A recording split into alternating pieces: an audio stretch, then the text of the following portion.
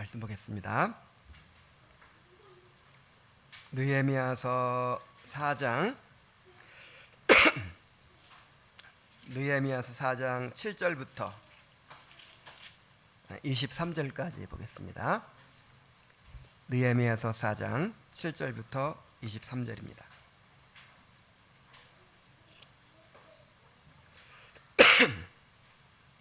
교독하겠습니다.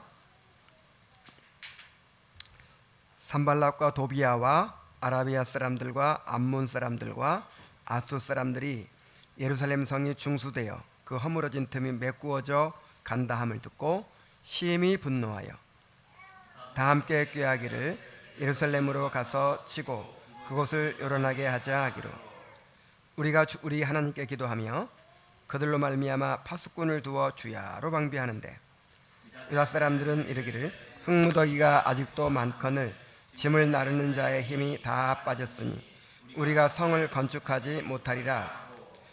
우리의 원수들은 이르기를 그들이 알지 못하고 보지 못하는 사이에 우리가 그들 가운데 달려들어가서 살육하여 역사를 그치게 하리라 하고 그 원수들의 근처에 거주하는 유다 사람들도 그 각처에서 와서 10번이나 우리에게 말하기를 너희가 우리에게로 와야 하리라 하고 내가 성벽뒤에 낮고 넓은 곳에 백성이 그들의 종족을 따라 칼과 창과 활을 가지고 서 있게 하고 내가 돌아본 후에 일어나서 귀족들과 민장들과 남은 백성에게 말하기를 너희는 그들을 두려워하지 말고 그 크시고 두려우신 주를 기억하고 너희 형제와 자녀와 아내와 집을 위하여 싸우라 하였느니라.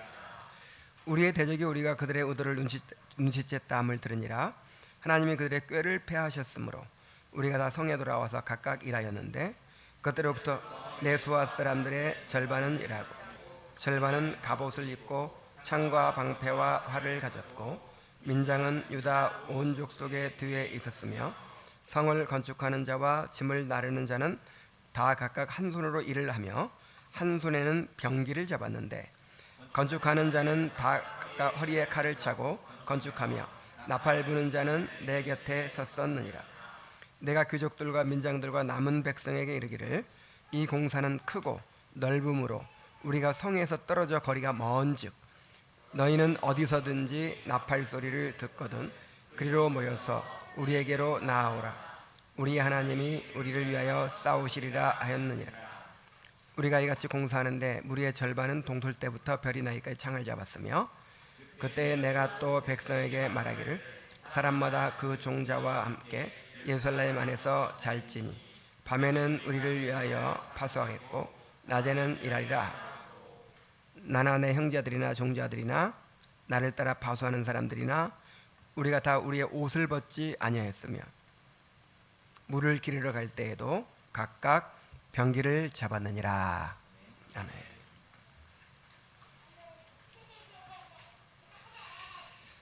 예루살렘 성벽을 건축하는 일은 영적인 싸움이기도 했습니다. 실제적인 싸움이었죠. 그들에게는 유다 백성들의 대적들은 이 성벽 건축 공사를 방해하기 위해서 온갖 수단과 방법을 다 동원해서 그렇게 방해를 막으려고 했죠. 그 가운데 맨 처음에 했던 공격이 무엇이었죠? 비웃음과 조롱이었죠. 조롱. 우리의 정체성을 뒤흔들고 우리의 연약한 부분들을 붙잡고 우리가 우리 자신을 바라보면서 믿음을 잃고 회의에 빠져서 낙심하게 만드는 그게 마귀의 아주 중요한 전략이라고 했어요. 비웃음과 조롱입니다. 자, 이게 비웃음과 조롱에도 불구하고 느헤미야와 유다 백성들이 하나님께 기도하고 또 흔들리지 않고 계속해서 더 열심히 일했어요. 더 열심히. 그래가지고 이 성벽이 하나로 딱 연결이 되고 절반까지 절반 높이까지 성벽을 쌓아 올렸습니다. 자, 그러자 대적들은 더욱 초조해져서 무력으로 그들을 위협하기 시작했어요.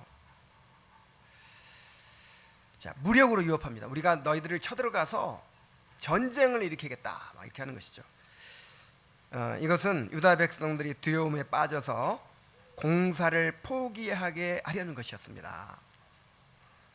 자, 두 번째 공격 방법이 무엇이었어요? 위협하는 것이죠. 위협해서 두려움을 주는 거예요.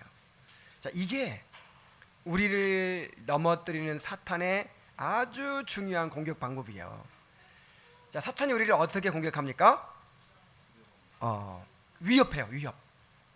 온갖 무서운 일들을 자꾸만 생각하게 만들고 또 전망하게 만들고 자꾸만 그렇게 두려움을 줘가지고 자, 사람이 두려워하면 어떻게 되냐면 믿음을 잃어버려요. 두려움과 믿음은 반대입니다. 두려움과 믿음이 동시에 있을 수는 없어요. 두려움이 우리를 사로잡는 순간 믿음은 없어지는 거예요. 우리의 믿음을 무너뜨리는 가장 파괴적인 감정이 바로 두려움이에요. 두려움. 그래서 성경에서 가장 많은 명령이 무슨 명령이라고 했죠? 사랑하라? 뭐 전도하라? 그런 거 아니에요. 두려워하지 말라 하는 거예요. 한번 따라해봅시다. 두려워하지 말라. 자, 이 명령이 몇 번 있냐면 366번이나 나온대요. 뭐 윤달까지 포함해서 1년 365일 366일 매일같이 하루에 한 번은 너 두려워하지 말아라 이렇게 하나님께서 우리에게 명령하신다고 생각하면 돼요. 날마다 두려워하죠. 왜냐하면 두려워하면 지는 거예요. 두려움에 사로잡히면 우리가 집니다.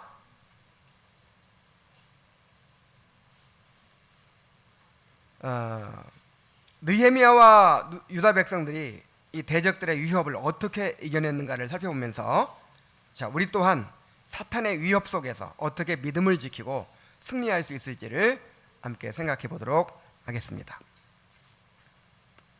자, 먼저 대적들의 위협을 봅니다. 대적들은 서로 연합하여 유다 백성들에게 군사적인 위협을 가해 왔어요. 자, 산발락과 도비야와 아라비아 사람들과 암몬 사람들과 아수 사람들이 자, 산발랏은 어느 나라의 총독이죠?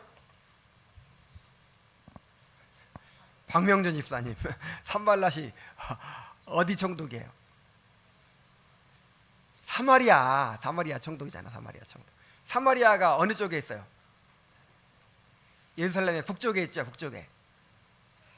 자, 암몬은 어디 있을까요? 암몬은 오늘날의 요르단이에요. 요르단. 그 요르단의 수도가 암만이거든요. 암만. 자, 이 암몬은 어느 쪽에 있어요? 동쪽. 그 다음에 아라비아는 어느 쪽에 있을까요? 남쪽. 그 다음에 아스돗은 어느 쪽에 있을까요? 서쪽밖에 안 남았잖아. 아스돗이 블레셋의 5도시 중에 하나잖아요. 그러니까 블레셋이죠. 블레셋. 이스라엘의 숙적. 그러니까 북으로는 사마리아, 동으로는 암몬, 남으로는 아라비아, 서쪽으로는 이 블레셋의 아스돗. 이렇게 사방에서 포위하고 달려들어서 너희들을 치겠다 이렇게 위협을 하는 거예요. 얼마나 두렵습니까? 그래서 여기 보니까 다 함께 꾀하기를 예루살렘으로 가서 치고 그것을 요란하게 하자. 어떻게 하자? 요란하게 하자. 요란하게 하자. 자, 요란하게 한다는 말이 무슨 말이냐면 막 이렇게 두렵게 만들어 가지고 그냥 우왕좌왕하게 막 이렇게 패닉에 빠져 가지고 공황에 빠져 가지고 그냥 정신이 없게 만들자 그런 거예요. 사실 뭐 이 모든 나라들이 다 어느 제국의 지배하에 있죠? 지금 이 팔레스타인 지방을 다스리고 있는 대제국이 어느 나라예요? 페르시아나, 페르시아. 자, 페르시아의 지배를 받고 있죠, 지금. 그래서 페르시아 왕 아닥사스다가 허락하지 않으면 마음대로 전쟁을 할 수 있어요, 없어요? 없어요. 그래서 이 사람들이 겁을 주는 거예요. 겁을 주. 막상 전쟁할 수도 없어. 전쟁했다가 나중에 책임 추궁 당하면 어떡해요. 그래서 실제로는 전쟁할 수도 없고 성벽 공사 다 끝날 때까지 전쟁이 났어요, 안 났어요? 안 났어요. 실제로 전쟁도 할 수 없는데 이제 위협을 하는 거죠. 두려움에 빠져서 공사를 중단하게 만들려고 하는 것이죠. 자, 이것이 사탄의 공격 방법이에요. 자, 사탄이 우리를 해칠 수 있어요, 없어요? 있어요, 없어요? 없습니다. 하나님께서 허락하지 않으면 머리털 하나 건드릴 수 있어요, 없어요? 없어요. 우리가 주님의 손에 붙들려 있고 아버지의 손에 붙들려 있다고 하는데 사탄이 우리를 뺏어갈 수 있어요, 없어요? 없어요. 사탄은 지금 쇠고랑에 묶여있는 사자와 같은 신세라니까요. 근데 뭘 할 수는 있냐면 으앙 하면서 어린아이들 겁을 줄 수가 있어. 그래가지고 사슬에 묶여있는 걸 알면서도 못 들어가는 거야. 내가 그랬다니까. 어렸을 때 서커스 구경하러 가는데 사자가 묶여있는 거예요. 그리고 사자가 막 어른거리지도 않는데 어떻게 할까봐 막 벌벌벌 떠는 거예요. 그래서 이렇게 사탄은 우리를 두렵게 할 수가 있어요. 위협할 수가 있어요. 그러나 우리를 어떻게 할 수 없다? 해칠 수 없어요. 만약에 우리에게 어떤 우리가 해를 당할 수도 있죠. 뭐 핍박을 당할 수도 있고 고통을 당할 수도 있는데 이건 다 하나님께서 허락하신 일이에요. 하나님의 선하신 손 안에 있어요. 합력하여 선을 이루신 손 안에 있어요. 그래서 두려워할 필요가 없다는 거예요. 사탄의 목적은 두려움에 빠져서 우리가 믿음을 잃게 하는 것입니다. 자, 이렇게 이제 대적들이 사방에서 너희를 우리가 공격하겠다 이렇게 겁을 줘가지고 위협하니까 느헤미야와 유다 백성들은 하나님께 기도합니다. 기도하면서 파수꾼을 세워서 방비를 합니다. 자, 그들이 비웃고 조롱했을 때도 뭐 했어요? 기도했잖아요. 기도. 그들이 비웃고 조롱했을 때 같이 욕하고 막 같이 막 그러지 않고 아니면 기죽고 막 그러지 않고 어떻게 했어요? 기도했어요. 또 그들이 위협하니까 또 어떻게 해요? 또 기도해요. 그러니까 이 느헤미야에서 보면 무슨 일이 생기든 다 뭐부터 해요? 기도해요. 자, 우리가 이렇게 해야 됩니다. 자, 사탄이 우리를 위협할 때 먼저 기도해야 돼요. 자꾸만 인간적인 생각으로 이렇게 나를 위협하는데 뭐 사탄이 위협하는지도 모르지. 그냥 막 두려움이 막 생길 때, 자, 두려움이 생길 때 어떻게 하라고요? 기도하라고. 기도. 내 생각으로 막 그걸 막아낼 방법을 생각해내는 거야. 막 자꾸 막 이렇게. 그거는 사탄에게 패배하는 길이에요. 두려움이 생길 때 어떻게 해야 돼요? 기도해야 돼요. 기도. 기도하면서 사탄의 위협을 믿음으로 대처해야 됩니다. 자, 그런데 계속 대적들이 위협하고 그거를 이제 이렇게 압력을 받다 보니까 밤이슬에 옷 젖는다고 이것도 오래되니까 이제 믿음이 다 약하잖아요. 그러니까 지치는 거예요. 백성들이 지쳐가지고 혼란에 빠지기 시작했습니다. 10절에 보니까 유다 사람들은 이르기를 흙무더기가 아직도 많거늘 짐을 나르는 자의 힘이 다 빠졌으니 우리가 성을 건축하지 못하리라 하고, 우리의 원수들은 이르기를 그들이 알지 못하고 보지 못하는 사이에 우리가 그들 가운데 달려들어가서 살육하여 역사를 그치게 하리라 하고, 그 원수들의 근처에 거주하는 유다 사람들도 그 각처에서 와서 10번이나 우리에게 말하기를 너희가 우리에게로 와야 하리라 하기로. 지금 뭐 엄청 어려운 상황이죠. 자, 그렇잖아도 적은 인원으로 성벽을 쌓느라고 그냥 고생하고 있는 거예요. 근데 여기에 대적들의 위협에 대비해야 하니 얼마나 힘이 더 들겠습니까? 그래서 이제 지치니까 우리가 파내야 될 흙무더기가 아직도 저렇게 많은데, 우리가 옮겨야 될 흙무더기 저렇게 많은데 더 이상 힘도 없고, 거기다가 이제 대적들이 자꾸만 우리를 위협하고 있으니 성을 건축하는 거는 이제 틀린 일이다. 막 이런 말들이 여기저기서 막 나오는 거예요. 막 탄식 소리가 막 나와요. 그리고 대적들이 생각할 때, 야, 우리의 위협이 어느 정도 효과가 있다, 이렇게 생각되니까 더 무섭게 위협합니다. 이렇게 두려움을 주려고 할 때 뭔가 좀 먹힌다 싶으면 어떻게 하는 줄 알아요? 먹히는구나 하고 막 더 무섭게 하는 거예요. 그래가지고 이렇게 말해요. 너희가 알지 못하고 보지 못하는 사이에 우리가 그들 가운데 달려들어가서 살육하여 역사를 그치게 하리라. 그러니까 제일 무서운 위협을 하는 거예요. 정면으로 선전포고를 하고 쳐들어와도 무서운 일이잖아요. 근데 알지 못하는 사이에, 보지 못하는 사이에 갑자기 달려들어가지고 그냥 다 죽여버리겠다, 살육을 해버리겠다. 이거 막 이렇게 겁을 주는 거예요. 이렇게 사탄은 끊임없이 우리 마음의 두려움과 불안을 조성하고 염려, 근심하게 합니다.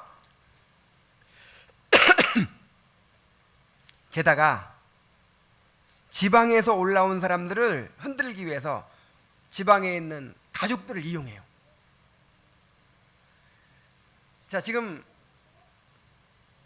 예루살렘 성벽을 쌓는 사람들 중에 상당수가 지방에서 올라온 사람들이죠. 지방에서 올라온 사람들은 이제 자기 집이 걱정이 되겠어요, 안 되겠어요? 예루살렘 성도 걱정이지만 지금 고향에 두고 온 사람들 걱정되잖아요. 그 사람들 막 지금 제일 그 블레셋 사람은 가까이 있는 사람, 아라비아 사람 가까이 있고, 사마리아 사람 가까이 있는 사람들은 누구냐면 다 고향 지금 지방에 있는 사람들이거든. 그래가지고 몇 번이나? 10번이나 데리러 오는 거예요. 지금 성벽 쌓을 때가 아니에요. 지금 우리 마을을 저 블레셋 사람들이 쳐들어오려고 해요.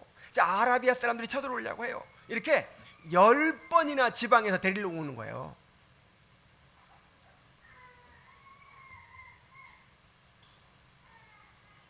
때때로 사탄은 이렇게 우리의 부모나 자녀들, 가족들을 통해서 우리를 위협합니다. 그래야 우리가 믿음으로 살지 못하도록, 눈에 보이는 것을 붙잡도록 그렇게 하는 거예요. 그 청교도들을 핍박할 때, 초대교회에서 그리스도인들을 핍박할 때, 또 청교도들을 막 핍박할 때, 나 한 사람은 죽으면 어디 가는 거예요? 죽으면 천국 가는 거잖아요. 막 죽음도 두렵지 않다 하고 막 견뎌내는데 자녀들을 고문하는 거예요. 자녀들을, 가족들을 막 고문하고 할 때 어떻게 그걸 견디겠어요? 나 한 사람 고통당하는 건 견딜지라도 내 자녀가 막 그렇게 고문을 당하는 걸 어떻게 견딜 수 있겠어요? 그래, 어떤 사람들은 그런 상황에서도 얘야 조금만 참아라, 우리는 죽더라도 천국에 간다 하고 막 하는 사람도 있지만, 마음 약한 사람도 어떻게 해요?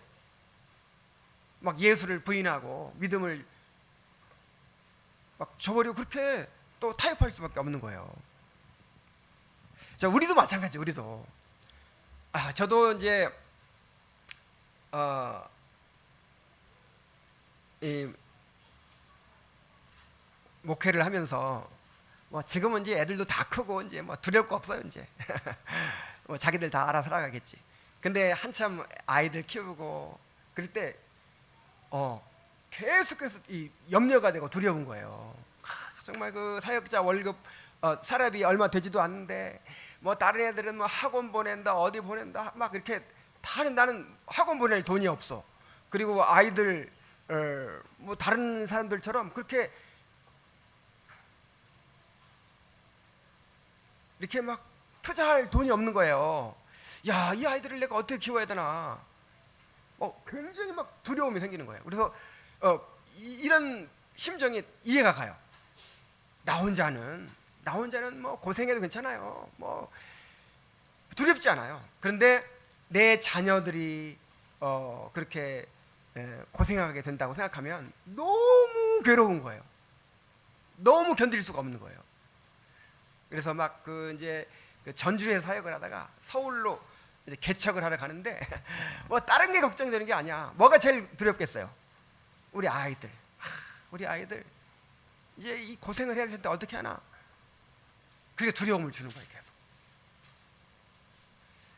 참 이게 사탄이 너 지금 막 우리 늘 공격하고 있죠. 너 지금 나 그러고 있을 때가 아니야. 너 믿음으로 사는 것도 좋지만 너 빨리 돈 벌어야 돼. 지금 너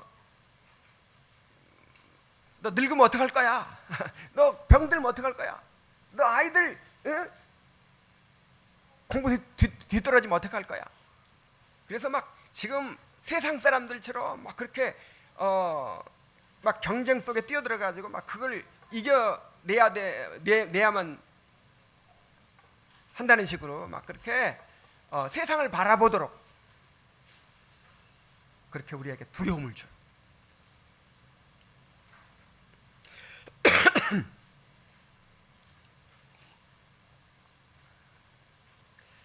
그래서 참 우리가 이렇게 교회 와서 말씀 듣고 막 그럴 때는 정말 하나님 살아계시고 내 삶을 책임져 주시고 뭐 죽을 때까지 인도하시리로다. 뭐 늙어도 떠나지 아니하리라. 뭐 이런 거 막 믿어지죠. 근데 막상 딱 집에 돌아가서 뭐 집값이 얼마나 올랐느니, 전셋값이 얼마나 올랐느니, 뭐 직장이 어떻게 되느니, AI가 발달해 가지고 이제 우리 직업 다 잃게 되느니 막 이런 소리가 막 들리고 막 그러면 막 두려워지잖아요. 그때는. 자, 이런 걸 통해서 사탄이 우리에게 두려움을 줍니다. 여러분, 두려움은 하나님이 줄까요? 사탄이 줄까요? 하나님이 너에게 주신 것은 두려워하는 마음이 아니요 그랬어요. 하나님이 우리에게 주신 것은 뭐가 아니에요? 염려하는 마음, 두려워하는 마음, 걱정하는 마음. 이게 다 똑같은 거예요. 이게 아닙니다. 그래서 두려워하는 마음, 염려하는 마음, 막 이런 것이 공포가 나를 막 사로잡기 시작하면 이거 누가 공격하고 있는 거야? 사탄이. 꼭 기억하시기 바랍니다. 꼭 기억하세요. 이 두려움은 누가 주는 거예요? 사탄이 주는 거예요. 사탄이. 자, 이런 두려움을 사탄이 줄 때 어떻게 대처해야 하겠습니까? 자, 느헤미야를 봅시다. 느헤미야는 백성들이 대적들의 위협을 이겨내도록 잘 이끌고 있어요. 13절부터 14절입니다. 내가 성벽 뒤에 낮고 넓은 곳에 백성이 그들의 종족을 따라 칼과 창과 활을 가지고 서 있게 하고, 내가 돌아본 후에 일어나서 귀족들과 민장들과 남은 백성에게 말하기를, 너희는 그들을 두려워하지 말고 지극히 크시고 두려우신 주를 기억하고 너희 형제와 자녀와 아내와 집을 위하여 싸우라 하였느니라.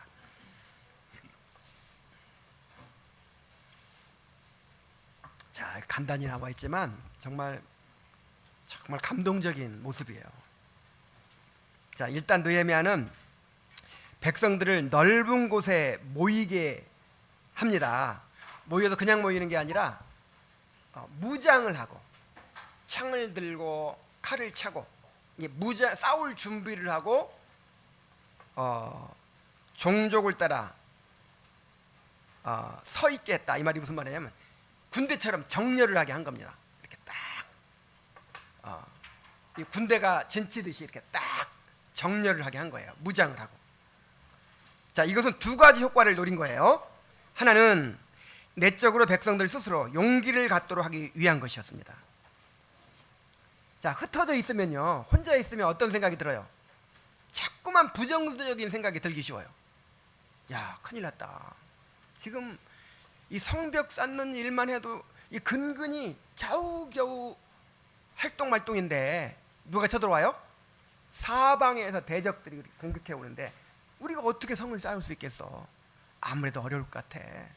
자꾸만 부정적인 생각을 하고 또 부정적인 말들을 막 하겠죠.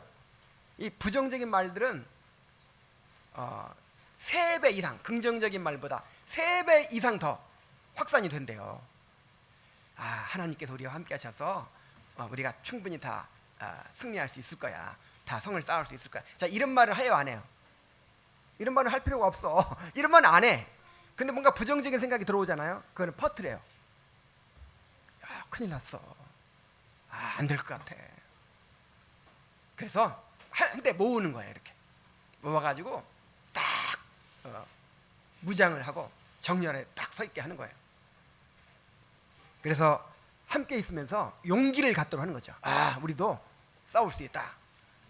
그리고 종족을 따라 배치했다고 했는데 같은 종족끼리 함께 있으면 결속력이 강해지고 서로를 더 잘 보호할 수 있었기 때문입니다. 자, 또 한 가지는 이건 이제 내적인 효과고 또 한 가지는 대적들에게 항전 의지를 보여주는 거예요. 자, 우리도 얼마든지 싸울 수 있다. 건드리기만 해라. 우리도 가만두지 않겠다. 이런 메시지를 전하는 거예요. 자, 대적들은요, 사탄은 겁을 먹으면요, 이게 겁먹는구나, 통하는구나 하고 막 더 위협하는 거예요. 그때 딱 대적하면 꼼짝 못하는 거예요. 이 사마리아 사람들도, 이 대적들도 전쟁을 자기들 마음대로 일으킬 수 없다 그랬죠. 그리고 공격하는 게 어려워요, 방어하는 게 어려워요. 전쟁에서 이 전쟁을 모르네. 공격하려면 이 방어하는 사람 군대보다 3배 이상의 군대가 필요해요. 반절이나 지금 쌌잖아 지금. 성 안에 딱 지키고 있어. 올라오기만 하면 푹 죽이는데, 그러니까 희생이 너무 커요. 그러니까 자기들도 겁나지, 전쟁하는 게. 그래서 막 오기만 해. 오면 죽을 줄 알아. 그러면 자기들도 겁나서 함부로 못하는 거예요. 자, 여기서 우리가 배울 수 있는 교훈이 있어요. 우리가 흩어져 있으면 약할 수밖에 없어요. 그냥 연합하여 하나가 되면 두려울 것이 없습니다. 우리 안에 삼위 하나님이 계시고 하나님의 말씀이 있어요. 그리고 사탄도 우리가 하나 되어 대적할 때 우리를 건드릴 수 없습니다. 자, 이것은 계속해서 강조될 거예요. 자, 그리고 느헤미야가 유명한 연설을 합니다. 정말 너무 감동적이에요. 너희는 그들을 두려워하지 말고 지극히 크시고 두려우신 주를 기억하고 너희 형제와 자녀와 아내와 집을 위하여 싸우라. 자, 먼저 뭐라고 해요? 너희는 그들을 두려워하지 말라고 합니다. 유다 백성이 만일 맞서 싸우면 그들이 왕의 허락 없이 전쟁을 벌일 수가 없기 때문에 물러설 수밖에 없습니다. 그러나 겁을 먹고 굴복하면 그냥 마음 놓고 지배하려고 할 거예요. 그러므로 절대로 두려워하면 안 돼요. 두려워하면 지는 거예요. 또한 지극히 크시고 두려우신 하나님을 기억하라 그러죠? 자, 두려워하면 안 된다고 하는데 어떻게 안 두려워해요? 위협을 하는데 어떻게 안 두려워해? 자, 안 두려워하는 방법, 성경적인 방법이 딱 있어요. 하나님을 두려워하는 거예요. 여러분, 우리가 세상을 두려워하지 않는 비결이 뭐예요? 세상보다 더 크신 하나님을 두려워하는 거예요. 그러니까 하나님을 두려워하지 않으니까 세상이 두려운 거예요.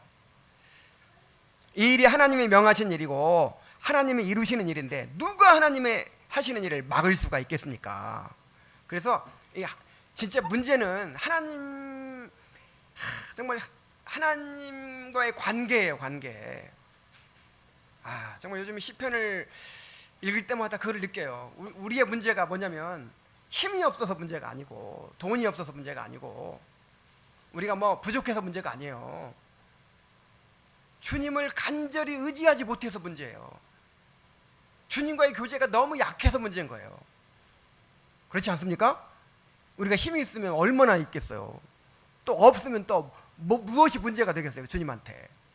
주님 안에 딱 있으면 그냥 어떤 일도 두려워하지 않을 수 있는데,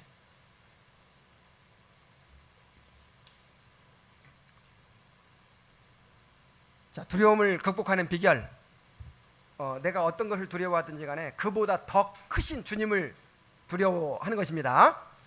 하나님을 두려워하면 다른 건 하나도 두려울 게 없어요. 자, 하나님만을 두려워하는 사람이 되시기 바랍니다. 자, 그리고 뭐라고 하냐면 너희 형제와 자녀와 아내와 집을 위하여 싸우라고 합니다. 야, 이 말 들었을 때 막 그냥 그래, 내가 싸워야지, 그런 마음이 들었을 거예요. 만일 그들이 무너지면 내 가족도 무너지는 거예요. 그리고 내 지파가 무너지는 것이고 내 나라가 무너지는 거예요. 우리도 마찬가지입니다. 자, 내가 무너지면 누가 무너져요?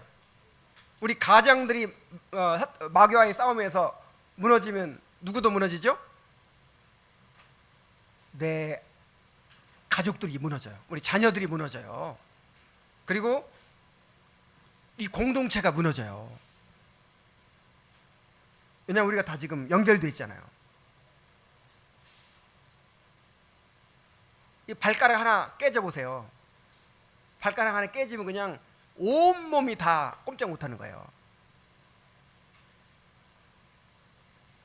여러분, 혼자만 생각하지 마십시오. 혼자만 생각하지 마세요. 혼자만 생각하고 함부로 죄짓지 말고 함부로 굴복하지 마세요.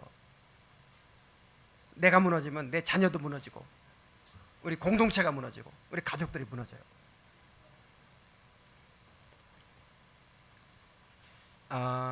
저는 이 느헤미야의 이 연설을 들으면서 정말 감동이 됐어요. 그러면서 2차 대전을 승리로 이끈 윈스턴 처칠의 연설을 떠올렸어요. 1940년에 이제 2차 대전 때 1940년도에 이 독일군이 프랑스를 무너뜨렸어요. 그리고 연합국 최후의 보루인 영국을 침공하려고 이제 모든 이제 이 전력을 다 이제 집중시키고 있는 거예요.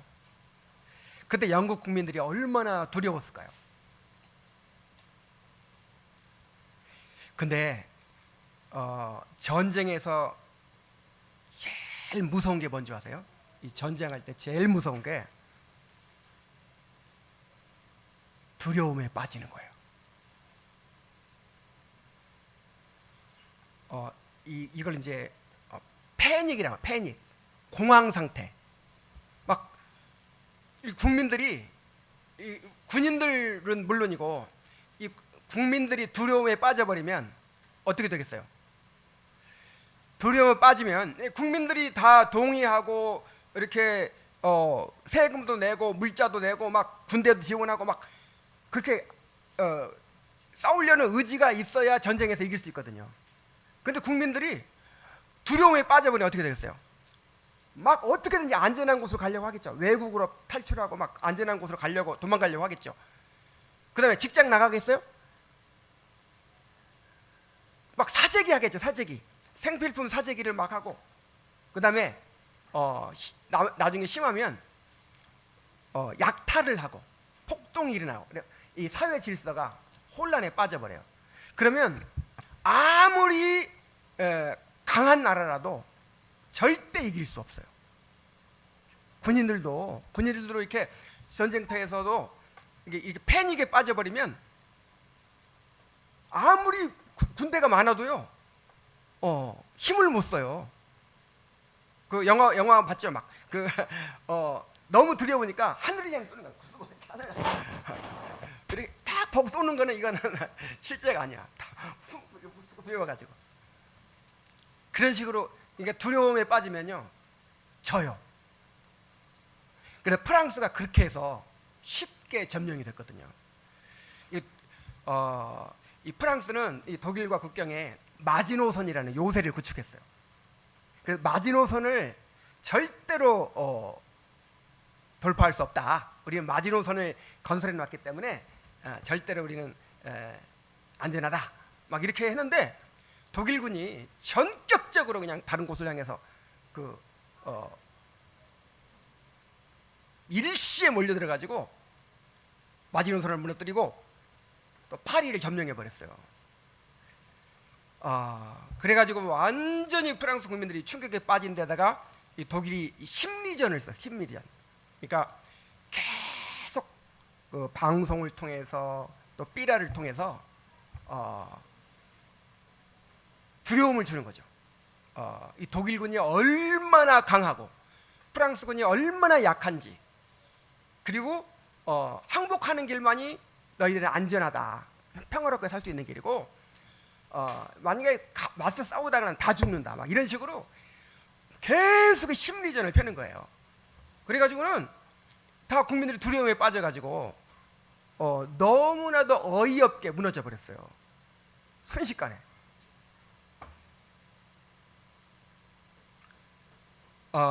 독일은 이제 영국마저 이런 식으로 무너뜨리려고 했습니다. 그때 이 처칠이 3번에 걸쳐서 유명한 연설을 해요. 근데 그 중에 이제 하원에서 행한 연설에서 이렇게 말합니다.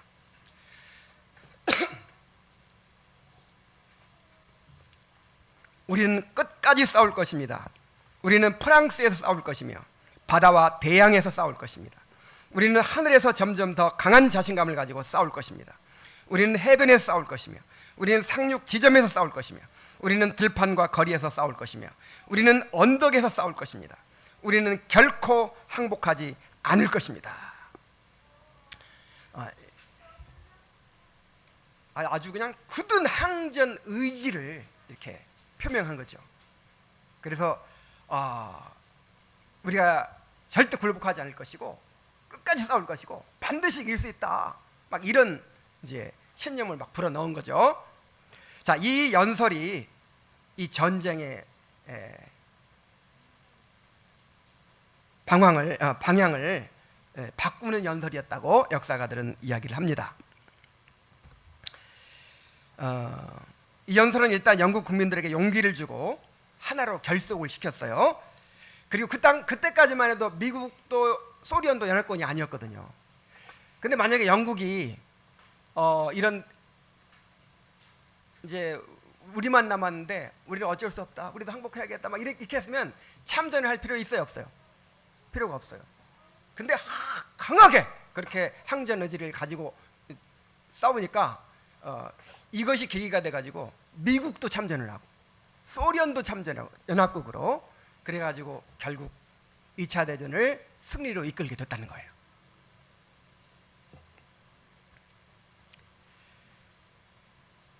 자, 우리가 이렇게 원수의 위협에 맞서야 합니다. 두려움에 빠지면 우리는 패배할 수밖에 없어요. 자, 두려움에 빠지면 믿음을 잃고 당장 눈에 보이는 대로 행하게 돼요. 우리가 가진 무기들이 무용지물이 될 수밖에 없어요. 아무리 많은 것을 가지고 있어도요, 아무리 많은 말씀들을 알고 있어도 그게 아무 소용이 없어요. 이 두려움에 한번 사로잡혀 버리면.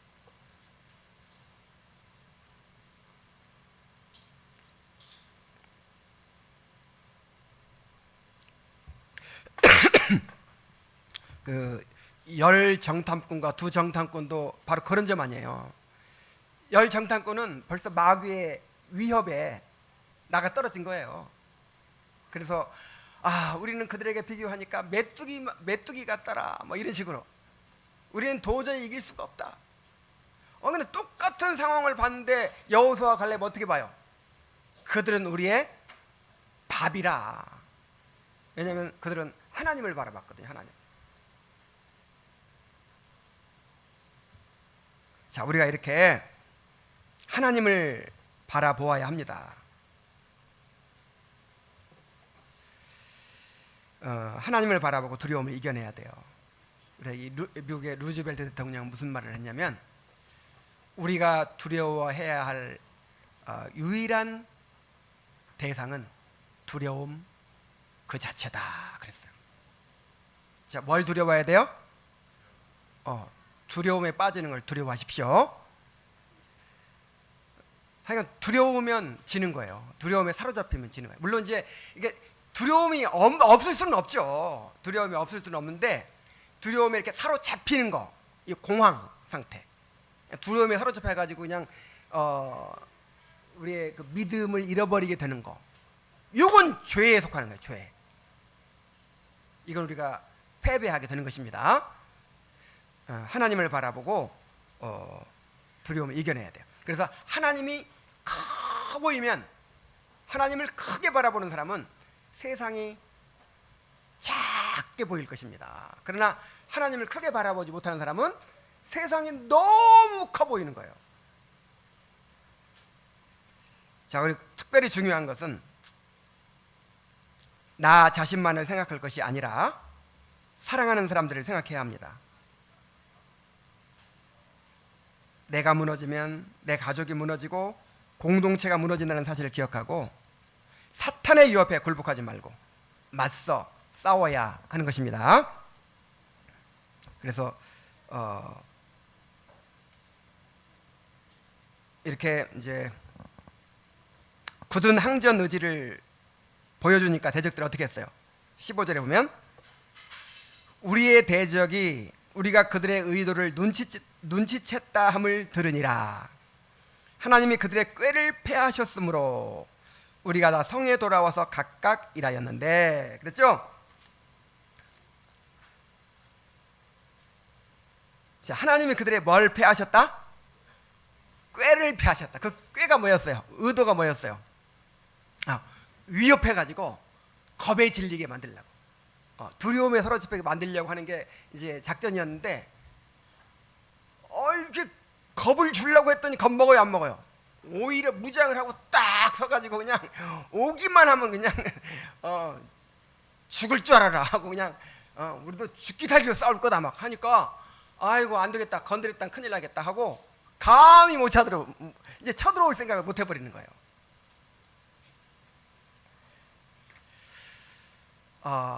이게 사탄의 하는 짓이에요, 여러분. 사탄이 강한 것 같죠? 사탄이 아무리 강해 보여도요, 주님의 포로 된 신세예요. 주님께서 포로로 잡고 계시는 거예요. 그리고 우리의 성화를 위해서 욥처럼 우리의 성화를 위해서 허락하시는 일만 할 수 있어요. 사탄이 마음대로 돌아다니고 마음대로 하는 게 아니고 주님께서 허락하시는 그 일만 딱 하는 거예요. 우리의 구원을 위해서, 또 세상을 심판하는 일 위해서 쓰임받고 있는 도구에 불과해요. 단지 사탄은 우리를 위협할 수만 있는 거예요. 그래서 사탄과 맞서 싸우면 누가 이겨요? 우리가 주님을 의지하고 사탄과 맞서 싸우면 우리가 이겨요. 아닌 것 같아요? 야고보 4장 7절에 마귀를 대적하라, 그리하면 피하리라. 우리 따라해 봅시다. 마귀를 대적하라, 그리하면 피하리라. 정말 이 말씀 그대로예요. 내가 어렸을 때만 해도 우리나라도 저 필리핀이나 태국이나 이런 나라도 똑같았어요. 길거리에 개들이 그냥 얼마나 많은지 몰라요. 길거리에 개들이. 근데 나는 개를 무서워했거든. 지금도 개 공포증이 있어요. 지금도. 근데 이 개들이요, 개들도 자기 무서워하는 걸 알아요. 그래가지고 내가 무서워가지고 개를 살살 피하잖아요. 나 무서워하는 놈 있네. 그러면서 막 쫓아와. 그리고 엄마야 하고 도망가잖아요. 그러면 막 막 뒤지면서 쫓아와요. 근데 딴 아이들 보니까 안 쫓아오는 거야. 걔가 가까이 오면은 눈을 똑바로 쳐다보고 딱 바라보고 있으면 함부로 못해요. 돌이라도 집어들면 그냥 막 도망가요. 근데 무서워하니까 쫓아오는 거야. 아니 나는 만만하게 봐가지고 거위도 막 나를 쫓아오고 수탉도 나를 안 두려워하더라. 아니 수탉도요 이렇게 어떤 건방진 수탉들은 막 벼슬 세우고 막 쫓아온다니까. 그럼 난 또 겁나가지고 막 도망가면 막 쫓아와. 내 겁이 많아가지고. 근데 사탄이 꼭 개 같아요. 개 같아. 그래서 막 이렇게 무서워가지고 막 이렇게 도망가잖아요. 여러분 무서워하네 하면서 막 위협하는 거야. 너 그러다 망해. 너 그러다가 쫄딱 망할 거야. 너 그러다가 수치를 당할 거야. 너 그러다가 너 창피 당할 거야. 하면서 막 이렇게 겁을 줘가지고 꼼짝 못하게. 근데 그냥 어떻게 해야 돼요? 말씀으로 대적해야 됩니다. 한번 해봐라. 그래 죽일 테면 죽여봐라. 죽으면 천국이다. 이런 사람은 어떻게 할 수가 없어요.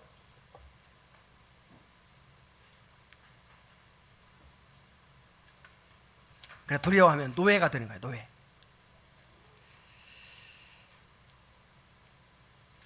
자 이렇게 유다 백성들은 한편으로 대적들의 공격을 막아내면서 한편으로 공사를 지속했습니다.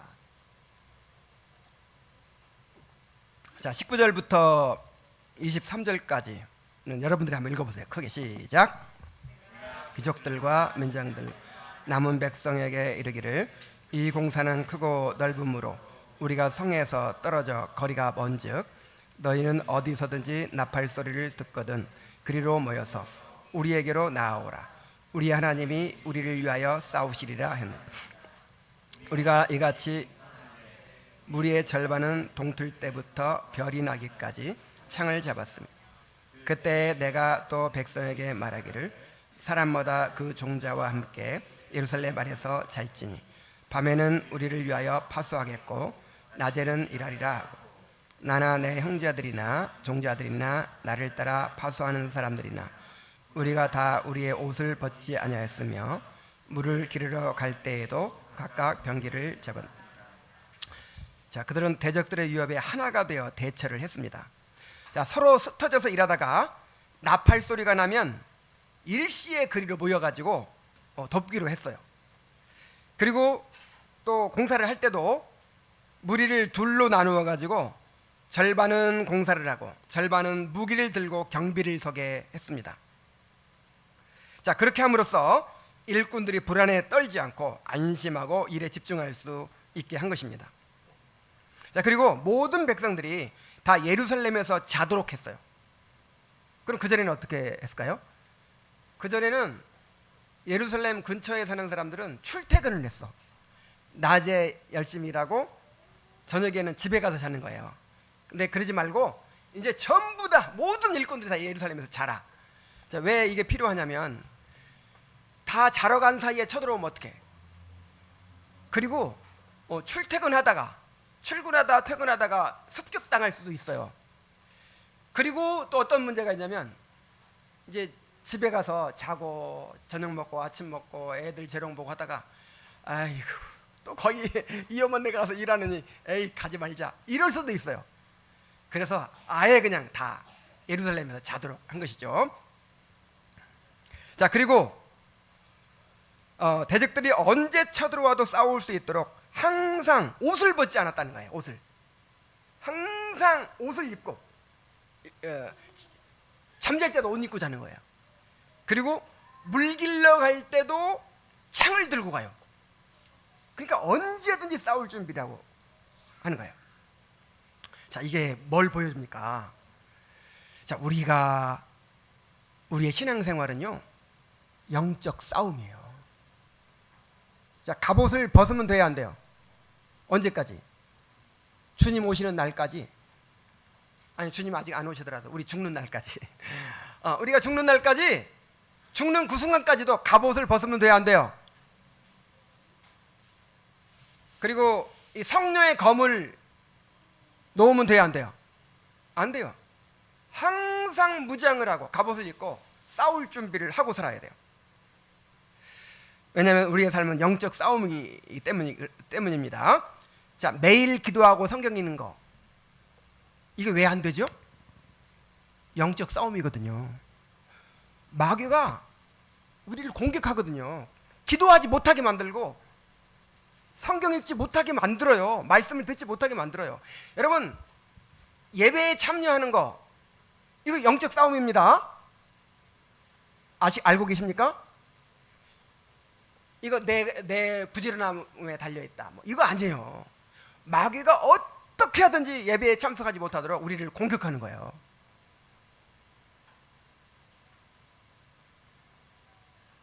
우리가 자녀를 말씀으로 가르치는 것도, 교회 봉사를 하는 것도, 전도를 하는 것도 다 영적 싸움입니다. 이 모든 일에 사탄이 우리를 공격하고 있어요. 그래서 한 손에는 망치를 들고 이제 이 건설을 해죠. 한 손에는 창을 들고 이렇게 일하면서 싸워야 되는 거예요. 특별히 기억해야 할 것은 우리가 함께 싸워야 된다는 것입니다. 자, 이 사람들이 이 대적들의 위협을 이겨낼 수 있었던 비결이 뭐냐면 함께 싸운 거예요. 자, 어떻게 싸워요? 함께 싸워요. 여러분 꼭 이걸 기억하셔야 돼요. 여기서 우리가 배워야 될 것이 바로 이것입니다. 우리가 하나로 연합하여 있을 때에는 사탄이 감히 우리를 건드릴 수 없어요. 그러나 우리가 분리되어 있을 때 사탄은 너무나도 쉽게 우리를 넘어뜨리게 됩니다. 자, 전도 4장 12절 한번 다 같이 읽어봅시다. 시작. 한 사람이면 패하겠거니와 두 사람이면 능히 당하나니 삼겹줄은 끊어지지 아니하느니라. 자, 이 말씀 외우세요. 그리고 그대로 되는 것을 믿으세요. 자, 한 사람이면 어떻게 된다? 패합니다.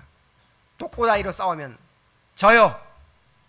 우리 각자가 흩어져 가지고 각자 싸움을 싸우면 100% 져요. 100%.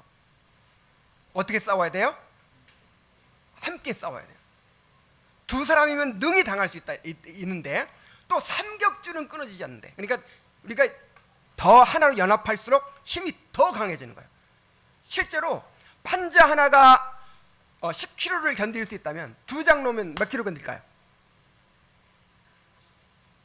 20kg? 20kg가 아니라 100kg 이상을 견뎌요. 이걸 시너지라고 그래요. 시너지. 이걸 석 장을 놓으면 1000kg 이상을 견디는 거예요. 기하급수적으로 늘어나요, 힘이. 자, 이걸 뭘 또 예를 들 수 있냐면 그 노끈, 옛날에 노끈을 종이로도 만든 노끈이 있어요. 기억나요? 종이로 만들어. 이 종이를 꼬아가지고 이렇게 삼겹을 해가지고 이렇게 만든 끈이 있는데 이게 엄청 강하거든요. 그래서 이 끊으려면 안 끊어져. 어떻게 끊는 방법이 있는데 이걸 풀어가지고 하나씩 끊어, 하나씩. 이거 풀어놓으면 너무 약해져요. 딱 하나씩 끊으면 돼.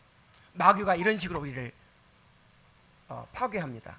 마귀의 전략은 첫째, 분리시킨다. 네, 지난번에 말씀드렸죠. 분리시킨다. 둘째, 고립시킨다. 셋째, 파괴한다. 자, 이 주님의 교회를 어떻게 무너뜨리고 싶어요? 아니면 주님의 교회의 어떤 가정을 무너뜨리고 싶어요? 그러면 맨 먼저 어떻게 할까요? 삼겹줄을 못 끊어. 그러니까 어떻게 해야 돼? 분리시켜. 서로 교제가 없게 만들어. 그냥 에이 뭐 내 문제는 내가 해결하고 네 문제는 네가 해결하고 이렇게 그냥 홀로 있게 만들어. 따로. 그리고 고립되게 만들어. 고립된다는 건 무슨 말이냐면 어떤 어려움이 있어도 어떤 어려움이 있는데 내가 그거를 교회에 말하지 않아요. 그러니까 어떤 성도들은 자, 이런 것도 다 치리에 속한 거예요. 치리. 어떤 가정에 어떤 중요한 일들이 있으면 다 이야기를 하고 또 의논을 하고 또 기도를 부탁하고, 자, 이렇게 하도록 되어 있죠. 이게 치리받는 생활이에요. 근데 간섭받기 싫은 거야. 그냥 기도 부탁도 안 해. 이건 내가 알아서 할 일이고 내 일이니까. 기도 부탁도 안 하고 알리지도 않고 그냥 내가 내 혼자 살아가는 거예요. 그리고 어떤 어려움이 있을 때 알지 못하니까 서로 이렇게 고립이 돼가지고 도움을 청할 수도 없고, 평소 그렇게 살았으니까 그런 어려움이 생길 때 도움을 청할 수 있어요, 없어요? 없어. 의논할 사람도 없어. 그리고 다른 사람들 입장에서도 모르니까 도와줄 수가 없어. 기도도 해줄 수가 없어. 서로 고립시키는 거예요, 이렇게. 그 다음에 어떻게 해요? 이제 혼자 남았으니까 마음대로 그냥 조롱하고 위협하고 그냥 온갖 공격을 해가지고 믿음을 무너뜨리고 그 영혼을 파괴하는 거예요.